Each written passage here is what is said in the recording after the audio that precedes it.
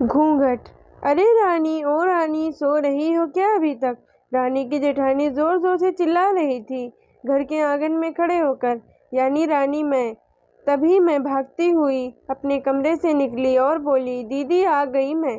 जेठानी बोली, रानी तुम्हारा नाम रानी है, तुम रानी नहीं हो। मैंने तुम्हें रात में ही समझाया था कि सुबह को जल्दी उठ जाना, तुम्हारी मुंह दिखाई की रस्म है। मैंने बोला कि दीदी रात को नींद ही नहीं आई, जगह नई है ना, और मन में थोड़ा डर था कि सुबह आँख खुले नहीं तो। रजनी दीदी हंसती हुई बोली, रानी मेरी प्यारी देवरानी, जल्दी से घूंघट कर लो, अगर माँ जी आई तो हंगामा हो जाएगा। मैंने घूंघट किया ही था, तभी माँ जी वहाँ आ गई और कड़कड़ाती आवाज़ में बोली, चलो अब क्या यहीं गपशप मारती रहोगी तुम दोनों? हमने चलना शुरू किया था। तभी माँ जी ने रजनी दीदी के कंधे पर हाथ रखा और बोली, पता है ना कहाँ से जाना है और कैसे जाना है? माँ जी ने बोला कि जब भी कोई बड़ा तुम्हारे सामने खड़ा हो तो हमेशा घूंघट में रहना, और कम से कम अपने बड़ों के सामने आना, और बिना घूंघट के तो कभी नहीं। रजनी दीदी कुछ बोली ही नहीं, बस अपना सर हिलाकर बोल दिया। मैंने भी बस अपना सर हाँ में हिलाया। माँ जी के जाने के बाद मैंने पूछा, रजनी दीदी आप तो स्कॉलर हो ना, इन सब चीज़ों को कैसे निभाते हो? रजनी दीदी मुस्कुराई और बोली कि मैं थारे जेठ जी से बहुत प्यार करती हूँ, इसलिए अभी तक चुपचाप सब चीज़ें निभा रही हूँ।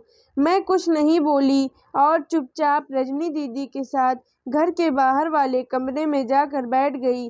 वहाँ पर एक पड़ोस की आंटी जी बैठी थीं। वो बोली कि यह कैसी बहू आई है, ससुर जी सामने खड़े हैं और ये यहीं बैठी है। मुझे कुछ समझ ही नहीं आया, मतलब। रजनी दीदी बोली कि आंटी जी अभी नई बहू है, यहाँ के रीति रिवाज सीखने में थोड़ा समय लगेगा। रजनी दीदी मुझे वहाँ से उठाकर मेरे कमरे में छोड़ेगी। 6 महीने यूं ही छोटी छोटी चीज़ों में बीत गए। फिर एक दिन मैं राहुल के साथ साड़ी लेने गई। राहुल का फ़ोन आया और वो दुकान से बाहर बात करने चले गए। साड़ी की दुकान पर मैं बेधड़क होकर साड़ियाँ खरीद रही थी। तभी साथ में बैठे हुए अंकल जी खांसे, एक बार, फिर 2 बार, फिर 3 बार। मैंने साड़ी वाले भैया से बोला कि भैया इन अंकल जी को पानी दे दो, बहुत खांसी हो रही है इन्हें। अंकल जी भड़क उठे और बोले, क्या बदतमीज लड़की है, यह कुछ शर्म लिहाज है या नहीं? इसे दुकान पर हंगामा देख राहुल बाहर से भागकर अंदर आया और अंदर आते ही अंकल जी के पैर छूकर बोले, मामा जी आप यहाँ? मैं घबरा के दुकान से बाहर निकल आई, एक लंबा घूंघट करके गाड़ी में बैठ गई। राहुल बाहर आया और गाड़ी में बैठकर गाड़ी बहुत तेज चलाने लगा। मैंने धीमी आवाज़ में बोला, गाड़ी बहुत तेज चला रहे हो, कहीं एक्सीडेंट ना हो जाए।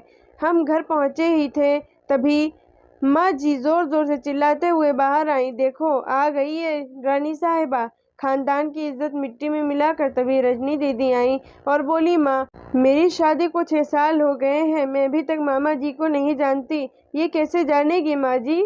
माँ जी जोर से चिल्लाई, देखो कैसे चपड़ चपड़ जबान चला रही है इस रजनी की। कभी राहुल सबकी बात काटते हुए बोले कि माँ ये दोनों सही बोल रही हैं, अगर ये हमेशा घूंघट करके रहती है तो ये मामा जी को कैसे पहचानेंगी?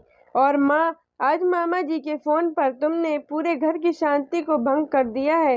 ये वो ही समाज है जिसने सीता मैया पर भी उंगली उठाई थी। पिताजी और जेठ जी ने भी अपना पक्ष राहुल के साथ ही रखा। माँ जी थोड़ी देर सोचने के बाद वापस रजनी दीदी और मेरे पास आई और बोली कि तुम दोनों को अपनी मर्यादा पता है। मुझे उम्मीद है कि तुम कभी भी मेरा सिर शर्म से नीचे नहीं झुकने दोगी।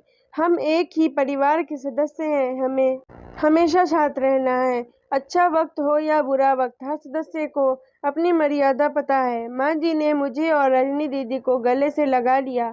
दोस्तों अगर आपको हमारी कहानी पसंद आई हो तो हमारे चैनल को सब्सक्राइब और वीडियो को लाइक ज़रूर करें ताकि हमारी हर कहानी आप तक पहुंचती रहे। धन्यवाद।